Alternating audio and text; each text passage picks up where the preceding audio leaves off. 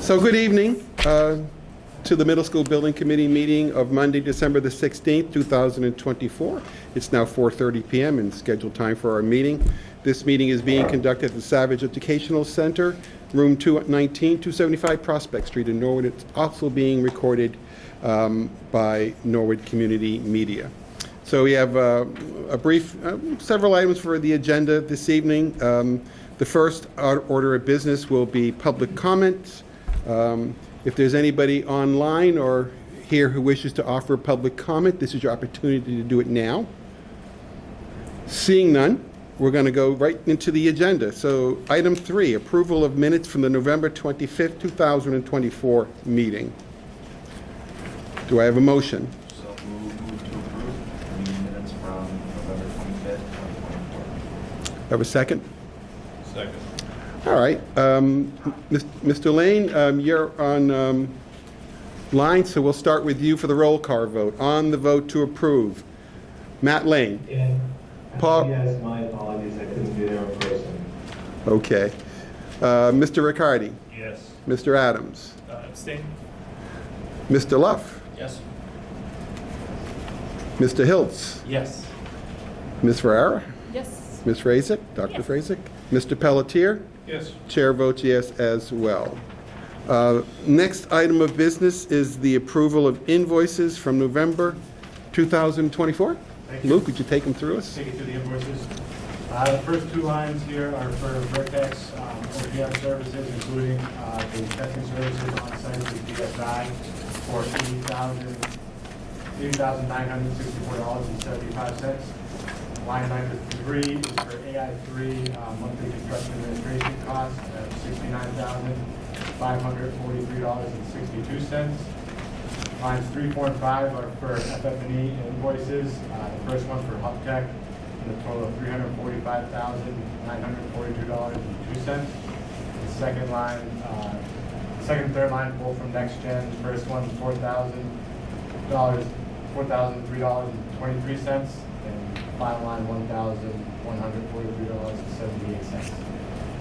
The final two lines are W.T. Rich's invoice, requisition number 18, inclusive of change orders for a total of $5,206,497.67, for a grand total this month of $5,707,645.07. Thank you, Luke. Are there any questions from the committee? Seeing none, I will entertain a motion. Motion to approve the invoices for November 2024. Second. And seconded by Diane. Thank you. All right, we'll go to the roll call votes on invoices. Matt Lane, Yes. Paul Riccardi, Yes. Jason Adams, Aye. Timothy Luff, Yes. David Hiltz, Yes. Diane Ferrara, Yes. Ms. Ray, Dr. Fraser, Yes. Gary Pelletier, Yes. and I should say acting chair votes yes. Thank you. Next item of business is project budget update. So this is our full project budget update included in the VIP that was issued. We go to the last couple lines here so we can see. This is updated to the end of November, inclusive of the invoices just approved. We're tracking $134,708,420 committed, which is of the $147.9 million budget, which is 91% of the budget has been committed, and with the $95,038,564 spent to date, 71% of the project value to be committed has been spent, and that leaves 64% of the budget spent at this time, with 13.1 million remaining at this time. Thank you. Any questions from the committee? On budget update? So budget is remaining under budget as we're going forward. Yes, sir, yep. And through our MSBA update, so reimbursements on the 35 and 36 have been received. To bring the total MSBA payment to date of $32,711,564, with number 37 through the end of October has been submitted, and payment of that is pending at this time. And through our progress update, first photo here on the left is a concession stand at the parking lot. So this framing of the exterior wall has begun. This will continue weather dependent through the winter. On the right-hand side, we can see installation of framing has begun for the facade panels outside of the media center. This is at the south elevation of Area B. This is where we will see and have seen the Norwood Blue panels beginning to be installed. That happened on Friday. On the left here, you can see the auditorium. Painting has started in the auditorium. On the right-hand side, this is the student commons for the 5th and 6th graders on the ground floor in Area A. Some drywall work at the wall and the soffit above. Ductwork has been insulated, and painting is the next activity in this area. In the media center, up to the 2nd floor, on the inside of that area, you can see the lift in the background. The crews are working on the ceiling, the ceiling's ripped, and the cut tiles in that space before we white out that ceiling. For activities this month, there's an update on stuff that's occurred in the last couple of weeks since we met last. Permanent power has been turned on and live to the meter outside of the building. And they're working on livening out the panels inside the building over the next coming weeks. We mentioned exterior wall framing at the concession stand and painting it. Gym and auditorium is underway. The exterior facade panels, again, the Norwood Blue panels arrived on 2nd last week and installed. Those have begun. Tile install is occurring on the 3rd floor of the student commons area. And for document control, we have 917 submittals issued to date, 13 issued in November, 581 RFIs on the project, and 13 in November, and 74 PRs have been issued to date. For activity on site, the facade is a big one. The focus is right now. The north elevation is substantially complete, with the exception of the loading bays that we talked about in the past few months. The panels are focusing on the south elevation of Area Area A, and the framing is continuing in Area B. We will see panels very shortly. The site contractor is wrapping up his work for the winter, but they are working on the retaining wall at the Little League field right now. Framing and boarding of the main entrance vestibule is underway. Installation of ceiling grid is begun on the 1st floor. Casework and counters installs ongoing on the 2nd floor. The lockers have arrived on the 3rd and 2nd floors. Installation of flooring is ongoing on the 4th floor in Area A. And overall, the project continues to trend well for substantial completion for Phase 1, June 6, 2025. Just a high-level schedule update, and very similar to the dates that we showed a couple weeks ago. The ones we're focusing on right now, again, the MDF rooms up and live. And WT Rich is focusing on turning on the rooftop units in the next couple of weeks to start to utilize those for temporary heat systems, so they can demobilize the temporary units that are outside of the building. Again, something we show every month. So this is a list of all the meetings that were held last month, upcoming meetings for this month, which is a little bit light for December. But just to highlight, we had a follow-up meeting with the keying, so that has now been submitted. We have our monthly transition meetings, and then later on this week we have a meeting with WT Rich, which is a monthly thing going forward to review schedule, and we're going to lay out, the schedule for here until the end of the project. So FF&E update, there is no real update. The town's working on issuing all the purchase orders that were approved at the last meeting. Project is still under budget.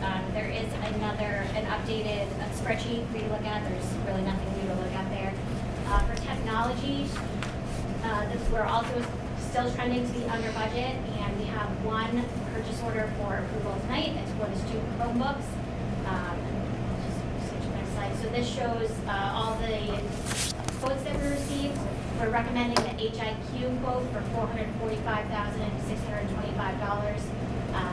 Although that's a little bit more expensive than some of the Dell options, it's the preferred Chromebook, which is an Acer versus Dell.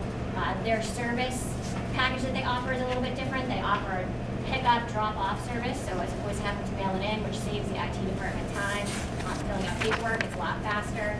And they are willing to delay the start of the warranty period until school starts in September. So that is the preferred PO. So I'm looking for a motion. Does anyone have any questions, I guess, first? On the project update, so the rooftop units are being fired up. Does that mean you'll be able to remove the facility that's now pumping heat in there with the propane tank on top of it? Units outside pumping heat in. That Okay. those will be decommissioned and removed. That's I think 30 units are started on tonight. So we're gonna thoroughly clean that building. Yes, correct. Yeah, we reviewed our. And we're gonna filter the heck out of the place. Correct. Yes. To save us some problems down the road. Yes, filters are installed on all of the intakes already. The units have filters on them as well. We're working on a checklist with WT rigs right now to walk through the building. Everything we talked about at the meeting on Thursday. And what number filter are they putting in for the temporary? I can confirm that, we did talk about that. Number 13. It should be right below a hospital grade filter.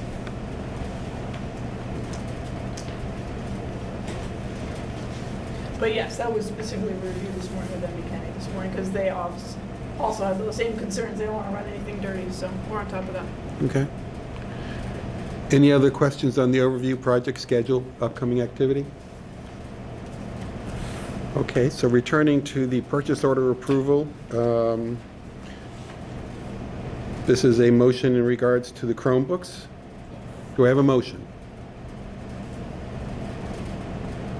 Motion to approve, vote to approve HIQ quote dated December 9th, 2024 for student Chromebooks totaling $445,625. Seconded by Mr. Riccardi. Any questions on the motion? Seeing none, we'll proceed to a roll call vote. Motion request for the Chromebooks. Mr. Lane, Yes. Paul Riccardi, Yes. Jason Adams, Timothy Luff, Yes. David Hiltz, Yes. Diane Farrar, Yes. Dr. Fraser, Yes. Gary Pelletier. Yes. Acting chair votes yes as well, so that's unanimous. Thank you. Carry on. All right, for recommended for approval of change order 15, we have a handful of PCOs. I'll run through them individually. First one, PCO 8105, this is for PR 46. This is a $0 change to relocate a data outlet in the Performance Technology Studio, the Black Box Theater, from one location to another before it was installed. So there's no cost there, just the paperwork. 8133 for PR 62, which is add additional Knox boxes. This is the cost to furnish and install 4 Knox boxes at exterior doors based on coordination with the fire department. Cost there $4,862. And next one, 8141 for PR 69. This added a M&S mass notification panel to the assistant principal's office on the 3rd floor. This is a local panel so that they can operate the system in the event of emergency at a second location. Cost for this add $17,333. And then below the line, we have a handful of $0 changes. First, 8149 PR 72, which is added some relays for the PA and the M&S system to integrate to allow the clocks with messages on the clocks to be read during an M&S event. Again, no cost there. Next one, 8151 for PR 70. This added holders, sign holders for the EVAC maps signs that are going to be installed. Again, the signs were owned. We did not include the holders, so the cost for the holders has been included there. The next one, 8155 for R5505. This added sprinklers below the bleachers, so there was I believe it was an alternate. Value engineering, yeah. Value engineering item that got added back in for some additional bleachers. When those bleachers were added back in, we missed adding in the sprinklers below those, so those were added here. 8109R1, this is for some coordination for electrical and in-wall bracing. We had to fur out the wall in, I believe, 6 locations where there's a conflict with the cross bracing and the electrical wall box where the TV was going to sit. So in order for that box to sit flush on the wall and for the TV to sit flush on the wall, the wall had to be furred out in a handful of locations. And finally, 8114B, this is a coordination on the PV. So this was, if we remember back to when we relocated the power from above ground to below grade. That eliminated the overhead poles that were going to run along the south parking lot. In the future PV system that may or may not be installed was going to follow that same path. So we had to add a couple more conduits to the duct bank that was going below the parking lot to have a pathway for this PV in the future. Total cost for these, just change order, $22,201. Any questions? Could you, just out of curiosity, the panel, the MNS panel, Yes. is it an electrical panel, or what's the purpose of the panel? For 8141. 8141, so Yeah. it is a control panel for the mass notification system. So Okay. Yeah, we own one in a central location. The thought and coordination with the public safety team was to add this panel in a second location, that being the assistant principal's office on the 3rd floor. In the event that the location of the other panel is inaccessible during an event for whatever reason. Okay, thank you. Any other questions from the committee? Seeing none, I'll entertain a motion. Vote to approve change order number 15. Do I have a second? Second. Seconded by Mr. Pelletier. We'll go to roll call vote for change order number 15. Mr. Lane? Yes. Mr. Riccardi? Yes. Jason Adams? Timothy Love? Yes. David Hiltz? Yes. Diane Ferrera? Yes. Dr. Frazek? Yes. Gary Pelletier? Yes. Acting chair votes yes as well, unanimous. Thank you. All right. Right, so this is just an update on the open potential change orders. This is inclusive of values for change order 14. We are still tracking, values in orange are inclusive of change order 14. The change order 15 values in blue, the estimated attendance column there on the left. And we track here through the end of November, we're about 73% complete with the project from a billing standpoint, and we're tracking 1.5% of change orders, so still in good shape this time. An update on previously discussed topics. Again, we're tracking the screen wall that was on the table for future meetings and ignoring the future meeting below for January 13th and February 10th. I have a couple questions. Are we thinking that the screen walls will make it in January or February to us? More info on that and making a decision or no? As far as I know, I don't think the project is working on anything for the screen walls. We've gathered all the information we can, provided it, and we're waiting on a decision from the town if they want to proceed with that additional scope. Okay. And then my other question, and I want to start this conversation now, is it seems like we're going to have a healthy amount of reserve funding with this project. And I guess, like, what are steps, and I guess I'm asking you and your team, Tim, and as well as the town side, like this piece, where we've approved this money and this is part of the MSBA, and that when the project is done and we begin to close out, like if there's money, I just, having worked in schools and having seen projects like this go before, it's like if this is money that has been set for the project, I think we should try to use that money that has been set aside for that project. So I guess I'm asking, are there things that like maybe you want to try to add back in, phrasing Dr. Left, like maybe if you guys go and have conversations of things that needed if we have that, and starting that conversation, and again, not to be difficult, but, right, it's like, so MSBC is made up of a lot of different things. When that dissolves, when the building is done and everything, you know, if there's leftover, it's like we have the school committee and we have the town side, and what does that look like? So just getting clarification on what those steps are and what that looks like. Yeah, I think I suggested, Chair, that we save an item for discussion for one of the future meetings, perhaps in January, to at least get a foundation of what are the options legally, if you will, under the grant program for usage of that money. And that may need some direction from the town's finance department, but I think I'll suggest to Alan that we just have that as a future item for discussion. Because you're right, it's getting into January, we're just months away from substantial completion, so I think it's appropriate time to start talking about that, looking at it. Yeah. Anything else? I did meet Mr. Morrison from the soccer group, and he may want to attend next January meeting. He just wants to start talking about the location of the trailers. Yeah, they made its way to us, we heard about that.